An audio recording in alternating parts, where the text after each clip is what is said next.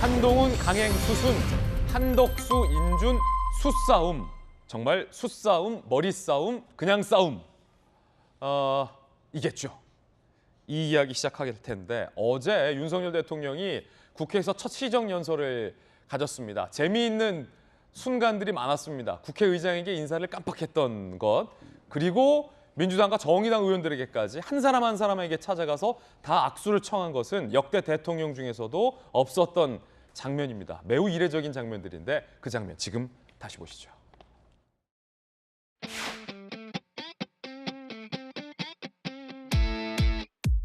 지금 대통령께서 입장하고 계십니다.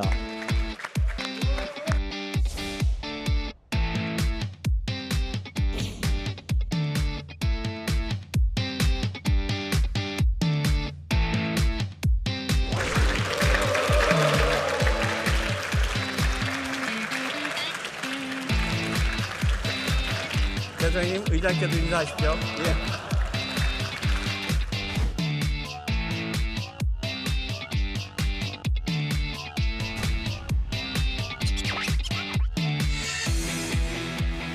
연금개혁, 노동개혁, 교육개혁은 더 이상 미룰 수 없는 과제가 되었습니다.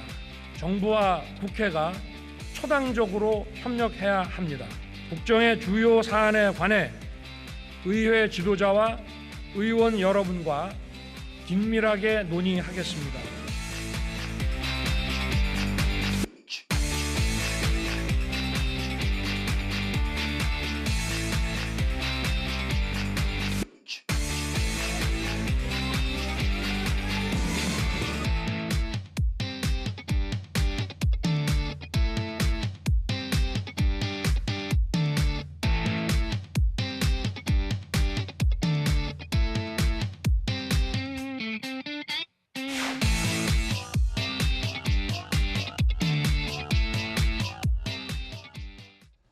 박범계 전 법무부 장관과도 고민정 의원과도 이수진 의원과도 쿨한 인사를 나눴다라고 주요 장면들 함께 살펴봤습니다. 사실 국회에서 전직 대통령 중에서 야당 의원들까지 일일이 악수로 챙긴 것은, 인사를 한 것은 매우 이례적인 장면입니다. 김연아 의원님, 어떻게 보셨습니까?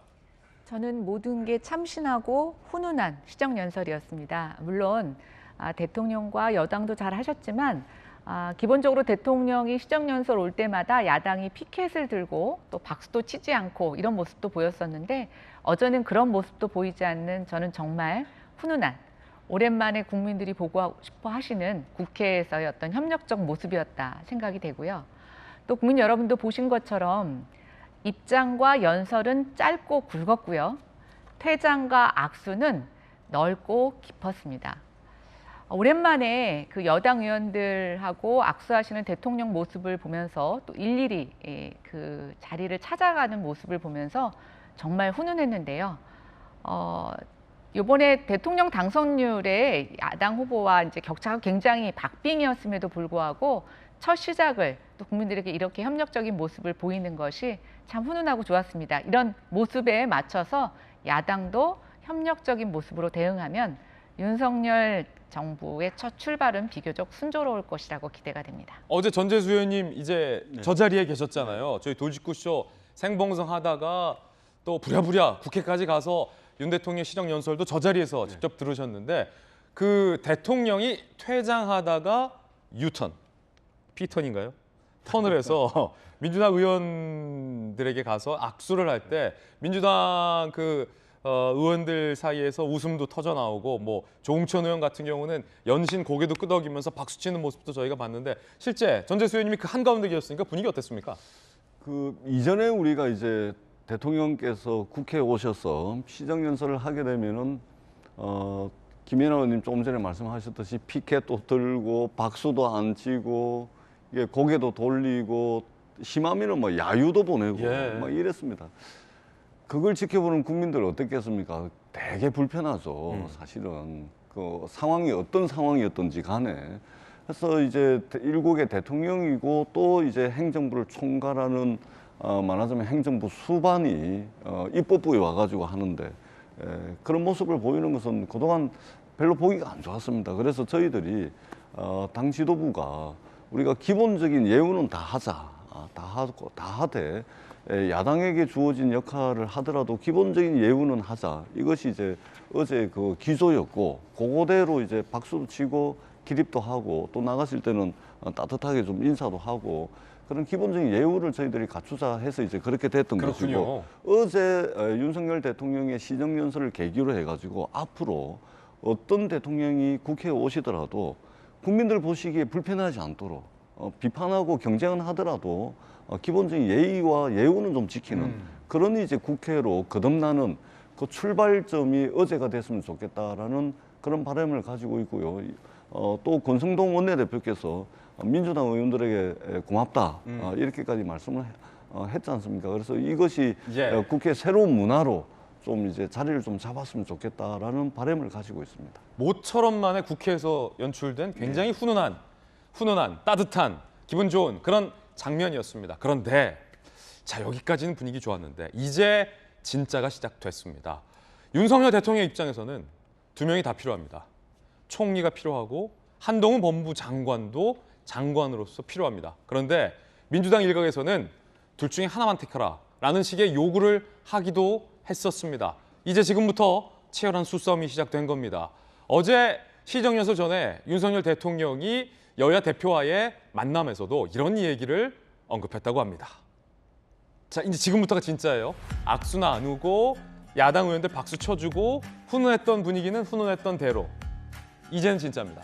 당선 전부터 총리는 딱 한 사람만 생각했고 한 후보자가 협치를 가장 잘 해낼 총리감이라 국회 인준안 처리에 꼭 협조해달라라고 어제 여야 지도부 환담 자리에서 윤석열 대통령이 콕 집어서 총리 인준 협조해달라라고 부탁을 했다라는 겁니다. 이준석 당대표 이야기 들어보시죠.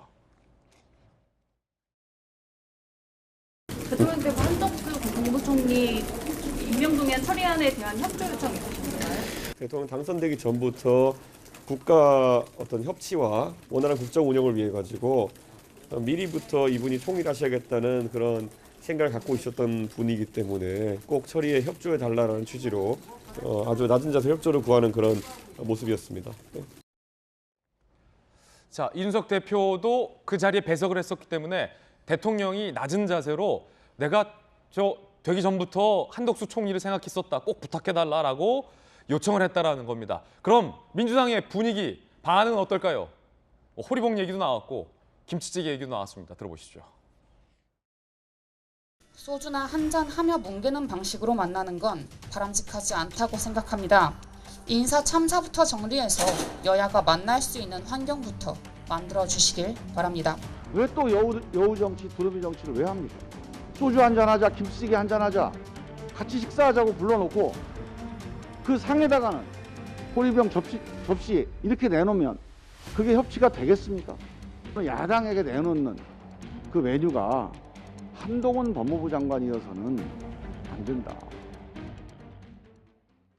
한독수를 살리고 싶으면, 총리를 살리고 싶으면 한동훈 낙마시켜라. 한동훈은 안 된다. 인사 참사다라고 야당 지도부는 이야기를 하고 있는 겁니다. 그런데 오늘 윤 대통령은 한동훈 장관을 임명할 걸로 보입니다. 야당의 이 같은 입장에 대해서 권영세 원내대표 이야기도 들어보겠습니다. 권성동 원내대표.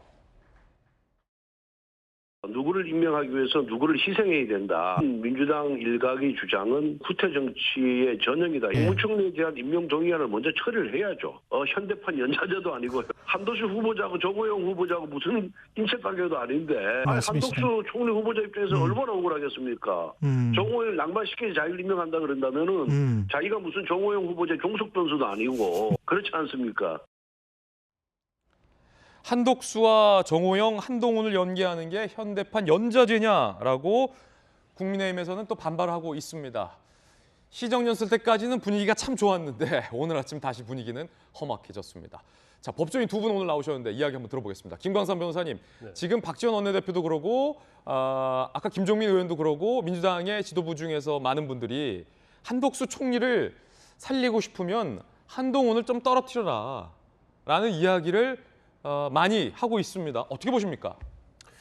일단 이제 한덕수 총리는요, 윤석열 대통령이 내놓을 수 있는 최선의 카드라고 봐요. 그러니까 민주당을 고려한 카드, 또 국회 인준을 통과할 수 있는 그러한 사람을 선택을 했다 이렇게 볼 수 있을 것 같아요. 네. 그런데 이제 민주당에서는 계속적으로 이제 뭐 내부적으로는 어쩔지 모르겠지만 언론 보도에 의하면 뭐 한동훈 또는 정호영 후보자와 딜을 하려고 한다 이런 얘기가 많이 나와 있고, 실제로 민주당의 의원들을 할지 뭐 최고위원들 비대위원들 하는 말을 들어보면 한동훈을 낙마시키면 한덕수 총리 후보자를 인준을 해주겠다 그런 뉘앙스로 들려요. 예. 사실은 어떨지 모르겠지만 그렇지만 이제 한덕수 총리 후보자 같은 경우에는 사실 노무현 정부 때 총리하신 분이잖아요. 예. 그때하고 지금하고 사실 새로 드러난 흠결은 없어요.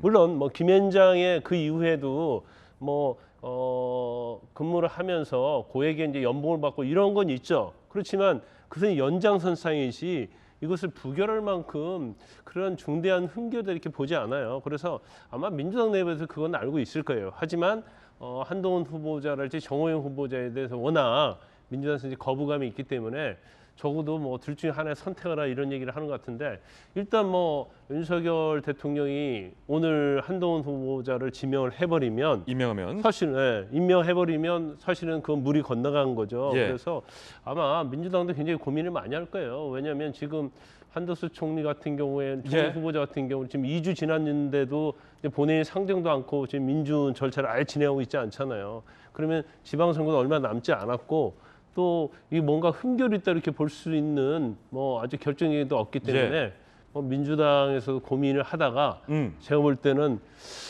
인준을 해줄 가능성이 크지 않을까 그렇게 저는 예상을 합니다. 한국일보 사면 제목, 한동훈은 고, 정호영은 스탑, 한덕수는 인준. 수싸움이 시작됐다. 앞서 박홍근 민주당 원내대표가 한동훈은 부적절한 인사라며 임명 강행하면 한덕수 인준은 불가해질 것이다 라는 얘기도 인터뷰를 한 바 있습니다.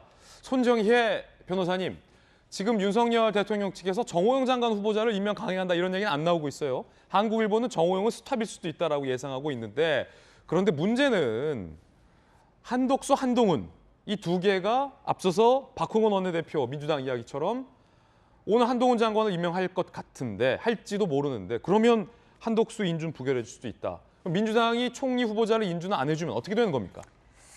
제가 생각하기에는 총리 인준이 될 것입니다. 민주당도 어느 정도 예상하고 있다라고 보이는데, 그렇군요. 협상에서 중요한 건 내가 원하는 것을 얻기 위해서는 상대방이 원하는 것도 하나 줘야 되지 않습니까?